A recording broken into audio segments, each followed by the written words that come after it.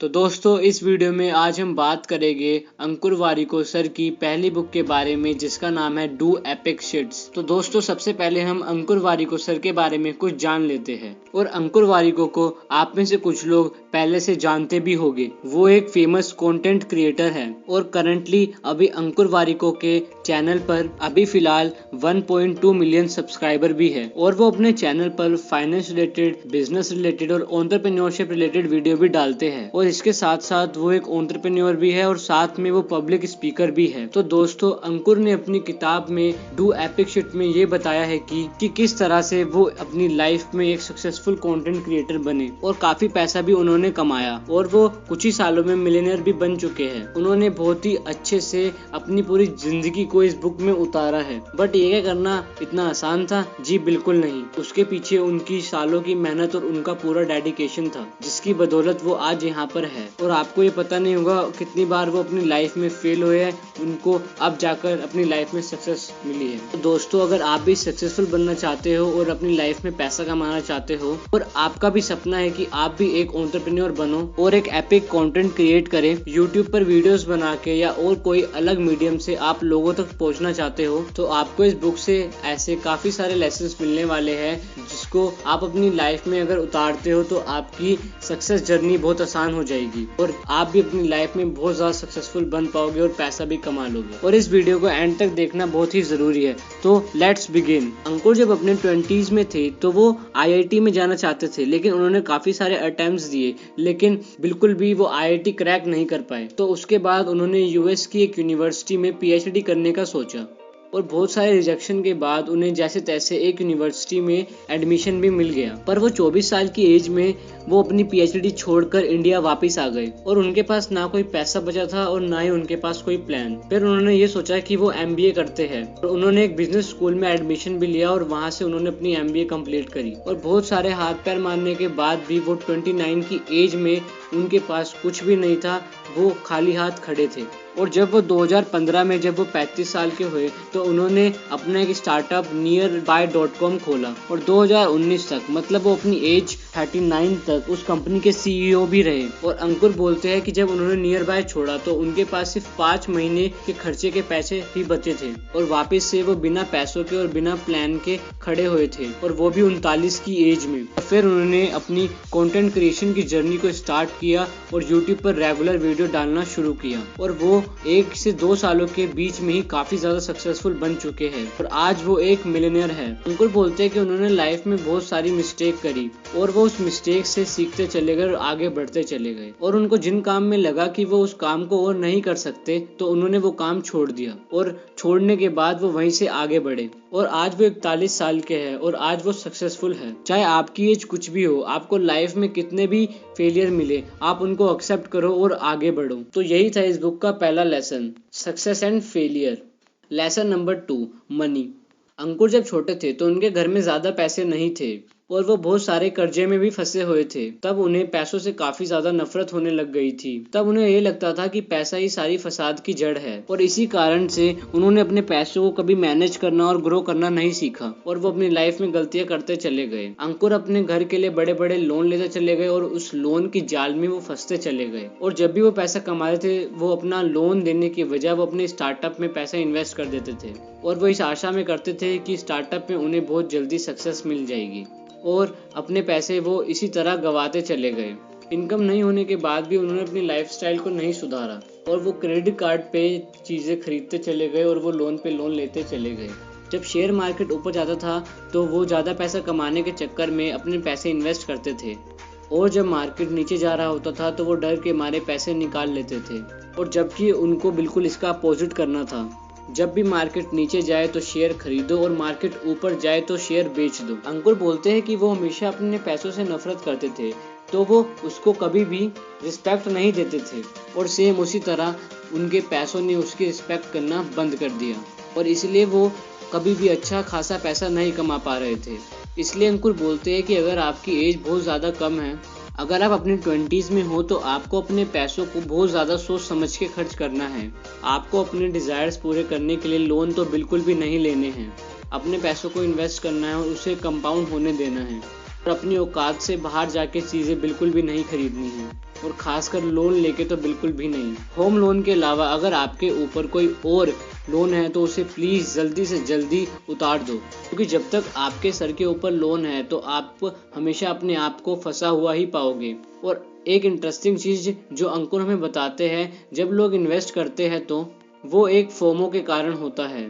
FOMO का मतलब fear of missing out, मतलब कि दूसरों से सुन के इन्वेस्ट करना और खुद की रिसर्च बिल्कुल भी ना करना। सब लोग बिटकॉइन में इन्वेस्ट कर रहे हैं तो मुझे भी बिटकॉइन में इन्वेस्ट करना चाहिए। सब लोग बिटकॉइन सेल कर रहे हैं तो मुझे भी बिटकॉइन को अब सेल कर देना चाहिए।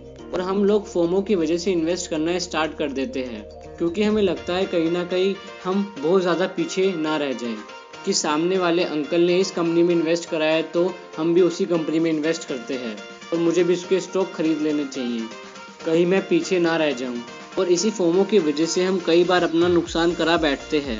और इसलिए ऑथर बोलते हैं कि हमें कहीं भी इन्वेस्ट करने से पहले खुद की रिसर्च करनी चाहिए, और चाहे वो किसी कंपनी का स्टॉक हो, चाहे वो बिटकॉइन क्यों ना हो, और अपनी रिसर्च पूरी करो और जितना जल्दी हो सके इन्वेस्टिंग स्टार्ट कर दो। अगर आप अपने 20s में हो तो आपके ऊपर इतनी सारी रिस्पॉन्सिबिलिटीज नहीं होगी, तो आप थोड़ा रिस्क ले सकते हो, आप नई नई चीज़ें ट्राई कर सकते हो।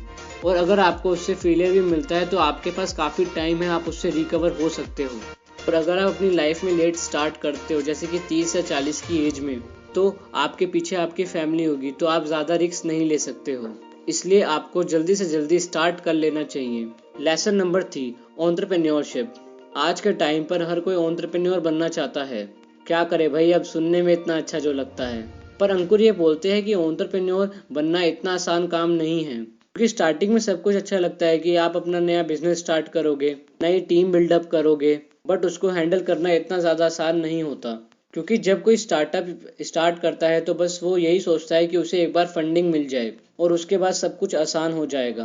पर अंकुर ये बोलते हैं जब आप स्टार्टअप के लिए आप फंडिंग ले लेते हो, तो जब आपको ना तो सिर्फ आपके कस्टमर को जवाब देना है, आपको साथ साथ अपने इन्वेस्टर को भी जवाब देना है कि आपने अपना पैसा कहाँ पर लगाया। क्योंकि उन्होंने अपना पैसा आपके स्टार्टअप में लगाया है, तो आपके पास और ज़्यादा टेंशन होगी कि कैसे ना कैसे स्टार्टअप और जल्दी ग्रो करे। और बहुत से लोग अपना स्टार्टअप स्टार्ट करना चाहते हैं, नया बिजनेस खोलना चाहते हैं, तो उनको ये लगता है कि उन्हें अपनी जॉब को भी छोड़ना पड़ेगा, क्योंकि उनके पास तो टाइम ही नहीं है अपनी जॉब करने का और बिजनेस को ग्रो करने का। और अगर आप अपनी जॉब छोड़ देते हो तो आपके ऊपर और भी ज़्यादा प्रेशर होगा, क्योंकि जो आपकी इनकम आ रही थी जॉब से वो भी अब बंद हो चुकी है। तो आप ये चाहोगे कि जल्दी से जल्दी मेरा बिजनेस ग्रो करे, और आप बेफालतू का प्रेशर लेना स्टार्ट कर दोगे। तो अंकुर वारिको ये बोलते हैं कि हमें हॉलीडेज पर लेट नाइट हमें अपने बिजनेस पे काम करना है और साथ साथ जॉब भी करनी है। और जब तक आपका बिजनेस ग्रो ना हो जाए, आपको स्टेबल इनकम ना मिलने लग जाए, तो जब तक आप जॉब नहीं छोड़ना। और जब इनकम स्टेबल हो जाती है तो आप जॉब छोड़ सकते हो। Lesson number 4, awareness. अंकुर बोलते हैं हम अपनी लाइफ में जो भी डिसीजन लेने वाले हैं वो डिसीजन हमारी अवेयरनेस के बिहाफ पे होने चाहिए, और तुम्हें ये पता होना चाहिए कि तुम ये डिसीजन क्यों ले रहे हो। अंकुर बोलते हैं जब उन्होंने बीच में पीएचडी छोड़ी तो उन्हें ये बिल्कुल भी नहीं पता था कि वो सही डिसीजन ले रहे हैं या नहीं। जब उन्होंने एक अपनी अच्छी खासी कॉर्पोरेट की जॉब छोड़ी तो उनको ये भी नहीं पता था कि उन्हें जॉब छोड़नी चाहिए थी क्या नहीं, बट उन्हें ये अच्छे से पता था कि वो आगे जाकर ये चीज़ों को कंटिन्यू नहीं करना चाहते। इस बात पर उनको पूरा भरोसा था और उन्होंने ये सोचकर जब ये फैसला लिया और उनको बाद में पछताना ना पड़े। क्योंकि बहुत से लोग ऐसी नौकरी करते हैं जो उनको बिल्कुल भी पसंद तक नहीं है, क्योंकि दूसरे लोग चाहते हैं कि वो ये वाली जॉब करे, और वो लोग कभी भी खुश नहीं रह पाते हैं और वो हमेशा दूसरे लोगों की हाँ में हाँ ही मिलाते हैं, क्योंकि उन्हें लगता है कि अगर वो सामने वाले को मना करेंगे तो उनको बुरा लग जाएगा। इसलिए आप अपने आप से ये पूछो कि आप जो काम कर रहे हो उसमें आप खुश हो या नहीं हो। बार बार आप अपने आप से एक सवाल पूछो तो आपको आपका जवाब जरूर मिलेगा। तो दोस्तों, ये थे 4 लेसन इस अमेजिंग बुक से। अगर हम इस वीडियो को समराइज करें तो हमने इस वीडियो में अंकुर वारिको की पूरी लाइफ जर्नी को देखा कि कितने सारे फेलियर उनकी लाइफ में आए थे और वो उनसे पीछे बिल्कुल भी नहीं हटे और उनका सामना करके वो आगे भी बढ़े। उन्होंने सबसे पहले अपनी पीएचडी को बीच में ही छोड़ा और उन्होंने फिर अपना स्टार्टअप खोला nearby.com और उसकी सीईओ की पोस्ट से रिजाइन भी किया, और तब वो 39 साल के थे और बस फिर उनके पास सिर्फ 5 महीने जितने ही खर्चे बचे थे। और फिर उन्होंने अपने कोर्सेज को सेल करना स्टार्ट किया और फिर यूट्यूब पर रेगुलर कंटेंट भी डालना स्टार्ट किया, और उसके बाद उनकी लाइफ पूरी तरीके से चेंज हो गई और वो 2 ही सालों में एक मिलियनेयर भी बन गए। इसके दौरान उन्होंने पैसों को लेकर काफी ज्यादा मिस्टेक भी क्रिएट करी, जैसे कि गलत टाइम पर लोन लेना और कुछ ऐसी चीजों को खरीदना जिसकी उनको बिल्कुल भी जरूरत नहीं थी। पैसा ना होने के बाद भी उन्होंने अपनी लग्जरियस लाइफ को मेंटेन करना और मेंटेन करने के लिए वो अपना क्रेडिट कार्ड यूज करते थे, जिससे आगे वो अपने लोन के जाल में बहुत ज्यादा फंसते चले गए। शेयर मार्केट में कुछ गलतियां करते जाना और वो लॉस उठाते चले गए और उसके बाद वो सारी गलतियों से सीखते भी चले गए और आज वो यूट्यूब पे एक बहुत अच्छे फाइनेंशियल एडवाइजर भी बने। इसलिए वो हमें बोलते हैं कि हमें पैसों की वैल्यू पता होनी चाहिए और हमें अपनी लाइफ में जितना जल्दी हो सके अपनी इन्वेस्टिंग स्टार्ट कर देनी चाहिए, क्योंकि जब आप अपने 20s में होते हो तो आप आराम से रिस्क ले सकते हो, क्योंकि बाद में जाकर आपके ऊपर काफी सारी रिस्पॉन्सिबिलिटीज आ जाती है। तो इसलिए जल्दी से इन्वेस्टिंग करके अपने पैसों को कंपाउंडिंग होने दो और जब भी आप अपने पैसों को सही मायने में ग्रो कर पाओगे। तो दोस्तों ये थे कुछ अमेजिंग लेसन्स अंकुर वारिको की बुक डू एपिक शिट से। तो गाइस आपको कैसी लगी मेरी वीडियो? अगर आप मेरे चैनल पे नए हो तो प्लीज मेरे चैनल को सब्सक्राइब करके जरूर जाना और आप मुझे कमेंट करके बता सकते हो कि आपको नेक्स्ट वीडियो किस टॉपिक पर चाहिए। Thank you so much.